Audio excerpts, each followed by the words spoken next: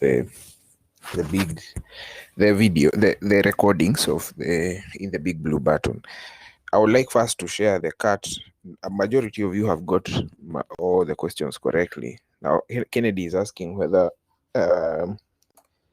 what he should have done. I think Kennedy, you should have contacted me later when you are available, and also Asuron, you should have contacted me later when you are available. Now I'll give you that option for you to contact me after the class, or maybe after we are done with the big blue button, and you're done doing the discussion forum questions. Because it's a revision class, then maybe we can agree. Maybe from 11 you can do the cut so that you test yourself. I'll give you the same questions, questions from the same topics, not the same questions. Then we can see how to move ahead. So for now, I'll focus on the questions that most people, okay, not most, just 2 people got wrong. But I just want us to review the questions from last time, all of them. Let me share my screen for that purpose. And I'm not sure you can hear me. Anna's logged off. Okay, let me share my screen. I hope now you can see my screen. So this was the first question. Now, before I start speaking of things that people cannot see, please type whether you can see my screen. Are you able to see my screen? Let me move a bit slowly. You can't see. Yet you can't see.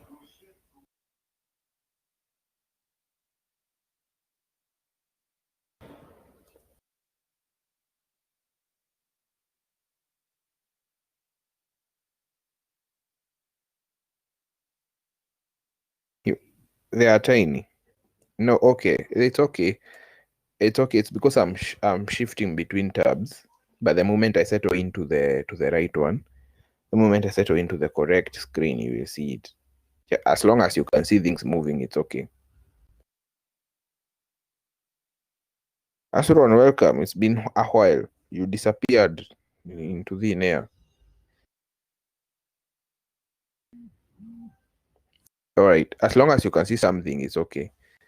Kennedy, you're yet to reply whether you can see anything, even the tiny ones. If you're not able to type quickly, you can just switch on your mic and say whether you can hear. You can see, sorry.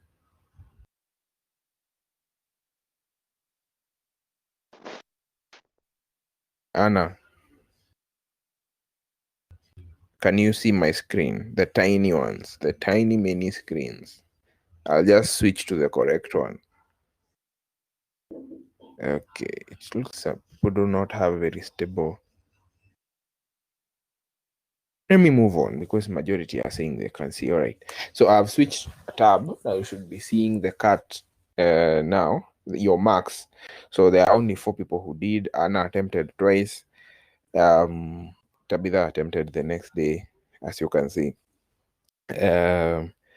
These are the results from my end.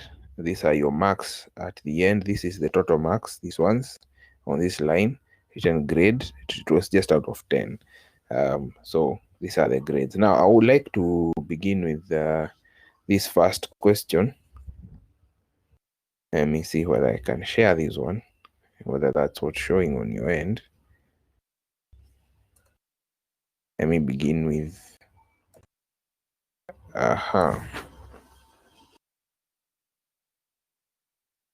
just a minute. Yes, the review of questions. I should be seeing question 1. Question 1 should be coming to you. Yes. The question is, choose the technique through which the supply chain logistics system could be integrated for effective performance. 2 marks. So the correct technique for integration is not ethical purchasing. This is who answered this way. Okay, let me not be loud about that. Okay, the correct one is not ethical purchasing. Is a good technique, but it is not for integration. This question is from topic 1, integrated supply chain logistics, and the correct answer is number 4, supply chain coordination, because we are dealing with a supply chain coordination. All right, let me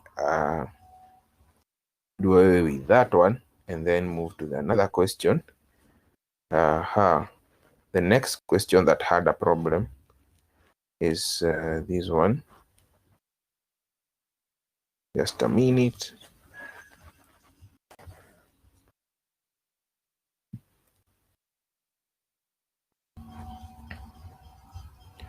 Should be coming to you now. Yes, you should be seeing it now. What do we mean by matching demand with supply in supply management? You see, it's a very specific question to supply management. What do we mean by matching demand with supply in supply management? In other things, it can mean other you can have other definitions. But in supply management, we said we have a topic called matching demand with supply. I think it's topic 3. In that topic, we said that what we will be discussing is inventory control, not demand management. In economics, matching demand with supply, you have to draw a few graphs.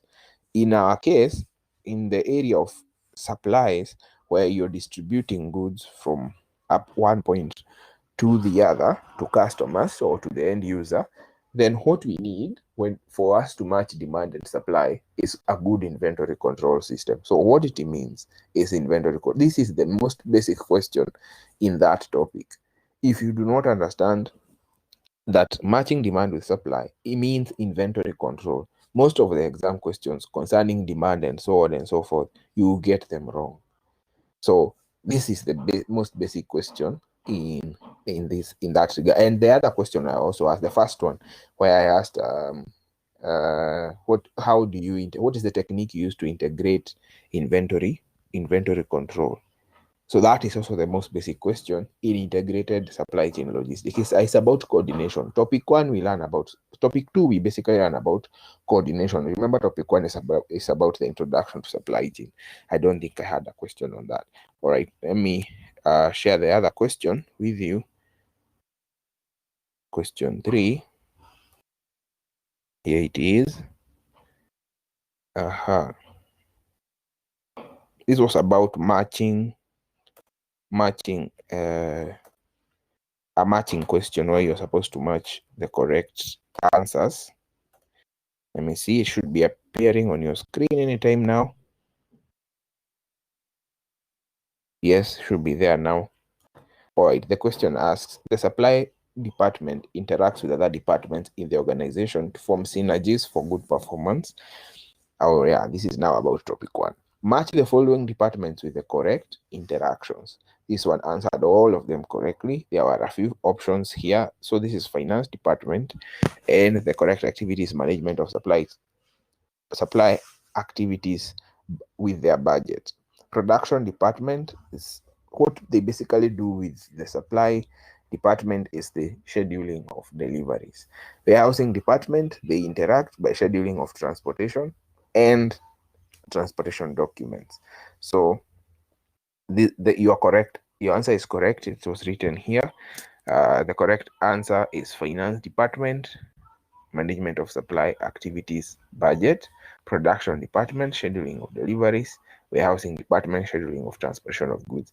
This is the most common question, and this is the reason why we do topic 1, just to know how they interact. At the end of topic 1, this is what you should know: how supply interacts with every other department. I chose the 3 most important departments to a supply department: finance because of the money, production because they will need continuous flow of materials, and warehousing department because they are important to ensure materials arrive at the right time. The final question was an essay.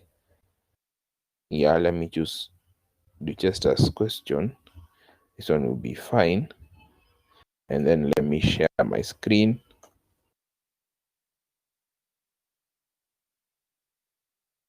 Should be appearing anytime now.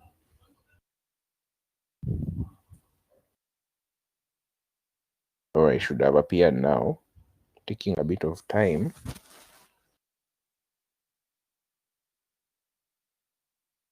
Let me reshare because it's taking a bit of time.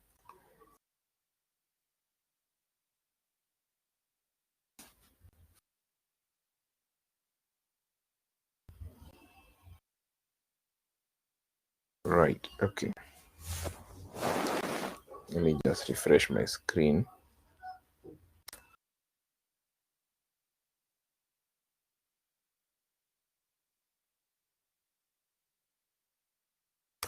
Just a minute.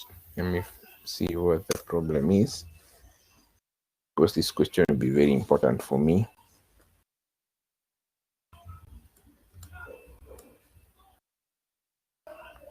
Give it a bit of time. All right, it's there. Should be showing now. The question is, explain 5 factors that make a racking system to be preferred over other systems of storage. Explain 5 factors that make a racking system to be preferred over other systems of storage. The rack is a wooden support system of where you place materials off the ground. For example, if you want to store maize in a warehouse, like I'm using maize because more often than not, it's the most common thing that is stored in homesteads and houses. When you're storing maize, you usually want them not to be on the floor so that they are not affected by water. So you lift them off by placing them on wood. The wood system, the one with a bit of spaces between the wood, is called a rack. I was asking, why is it preferred over other systems? Now, definitely, since it's wood, it's cheap to make, it's easy to use. Now, I want to pick that point of ease of use. Someone said in the answer that it requires no skill. I don't think there's anything that requires no skill. What it requires is minimum skill. So when you write no skill, you're wrong, but minimum skill, you're right. But I think I still gave them correct in that one. Just, it's the first time that they had written that. Then it is well, I don't like this answer of flexibility, but anyway, it is acceptable because the explanation is good. And it maximizes space. You can place a lot of items on one wooden rack, and a rack has many types. Yeah, you have a driving rack. You can use it easily, and it also makes your work of carrying very easy, because if you're using a material handling system that allows you, that is mechanical, you don't have to pick the bag of the maize. You just have to pick the rack itself and place it somewhere else. The rack itself and place it on a vehicle for transport. So it makes transportation and material handling very, very easy, among other points. That is the end of that one. Let me now get back to our class today. Let me share my screen. On that, today is this topic that you have covered a million times, to take us the least time possible. Our topic is materials handling. The most important thing is to remember, please, at the end, attempt the questions. There are only 3 questions today in the discussion forum, and since materials handling you have done so many times, you can answer those questions very, very, very fast. Now, material handling is the basic science of movement of materials. It is that science, and also a bit of art, but mostly science of moving goods. Why is it more of a science? It's because it needs techniques. You need a system to work with. It is not perfect. Because materials still get damaged, some lost, some are broken within the system. The key thing is to remember the following types of material handling systems. You can have either manual, that is in a very, very small warehouse. Mechanized is the most common. And I remember having a video. I will look for a good video for this and then show you just before the end of this big blue button of a mechanized material handling system, so that I can remind you what I projected in class when we were in P209. Mechanized system is the most common where you use machines, use forklifts. Forklifts is the most common. type of machine that we use for material handling. Automated system mostly use robots and just computers to move materials from point A to point B. They basically move on their own without a lot of human interference. Principles of material handling. This is another thing that you need to remember. We have a planning principle. You have to have a plan so that items do not collide in the warehouse. Work principle. Minimize your work as much as possible. Automated systems are the easiest to use. However much they're expensive, they are very, very easy to use. So minimize your work as much as possible. Let you have very little labor, if any. Economic principle is let the machines use the human capabilities. For example, I've just mentioned you pick the rack and place it on a vehicle. Picking, you can do it with your hands, so you make the machine do what your hands can do. Unit load principle. You should carry materials that are not overloaded. That is the basic concept. So carry appropriate sizes to avoid falling off and breakages. Space utilization, use it efficiently and effectively. Do not let the aisles not be too big, neither too small, just enough for a machine to move from one end to the other, and that will be enough. The machines don't have, to have lanes inside the warehouse such that one is moving right, the other one is moving left. You just need to have one lane is enough. System principle that the whole material handling system should work as one. The whole material handling, the whole warehouse should work in one system, such that this aisle is for moving right, this one is for moving left, and that becomes very, very easy. Environment, consider the environment. That is something that you will find in almost any kind of system, that it has to consider the environment. And then life cycle cost. First of all, this is the issue of cost. Cost should be economic in whatever system you're doing, in the whole entire life cycle of material handling. I think that is the most important. These others is to remind you that whenever we have a question asking us factors to consider, any question on factors and any question on efficiency. Let me give an example with this one. Factors to consider when choosing a material handling technique. Now, what do you look for? You look for resources. That is what we said. I would like to remind you that one. I've passed through the past papers before we began this class this morning. I've passed through a few past papers and have discovered the most common question in material handling is concerning efficiency. What determines the efficiency of a material handling system? Or another question was asking that a person would like to measure the efficiency of a material handling system. What should they look out for? They should look out for the normal things. That is, let me just type something here. Okay, sorry for that. Let me just type here and then highlight it.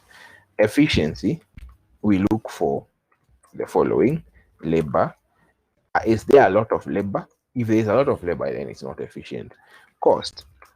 The cost should be minimal. If there is a lot of cost, then it is not efficient. Time should be minimized. If the time is minimized, it is efficient. Skill or techniques. This is what to look out for when you say that a material handling system is efficient. You look for these resources: the resource of space, the resource of skill, the resource of time, cost, labor.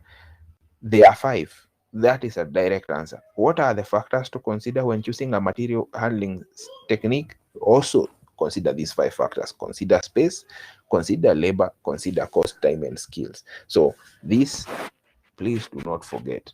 This is a hack. This is a hack into an answer, a direct answer that I think most probably you'll be asked in the exam. This is just the most direct answer you can ever get. So if you ask a question on efficiency or a question on factors to consider when selecting a material handling system, consider these 5 here: labor, cost, the same answers, just the same answers. The explanation is what varies now for you. Make sure that you explain it correctly, but these answers they remain to be the same. So you will have this question, please. I would like, now you will have this question in the discussion forum. I would like to see how you explain it, because I've already given you the answers anyway, and it's not a problem for me to give you the answers. That's my work here. But make sure that you have a good explanation. Another thing I would like to mention is, and remind you, is always please make sure that you have a point and an explanation. Some of you, your answers in your cards were sentences. Don't leave the examiner to choose for you the point and the explanation. You can put a hyphen. You have a hyphen in your phone or in your computer, the one you're using today, and you'll have it. And you can always use it. Please make use of those hyphens, and everything will be perfect. Let me allow you now to ask questions because I'm done.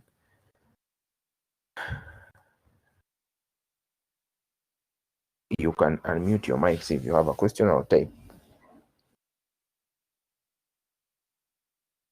Welcome, Tabitha. See, you have joined us.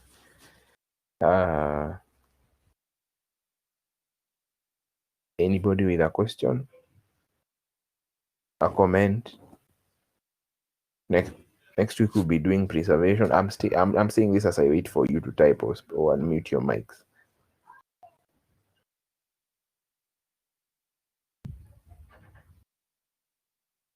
Anybody? Okay, if you don't have a question, you can go ahead and attempt the discussion forum. Questions are only 3.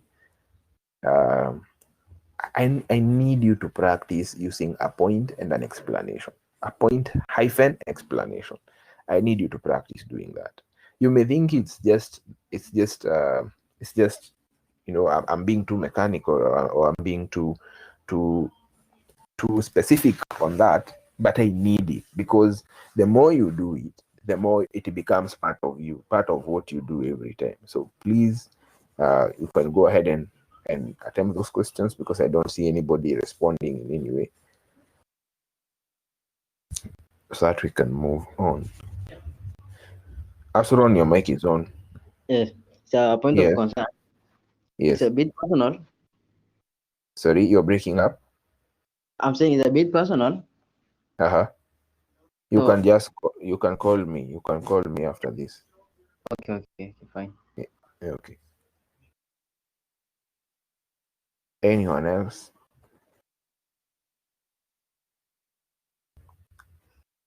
All right, then I wish to end it there. Have a wonderful time. And the discussion forum ends at 11.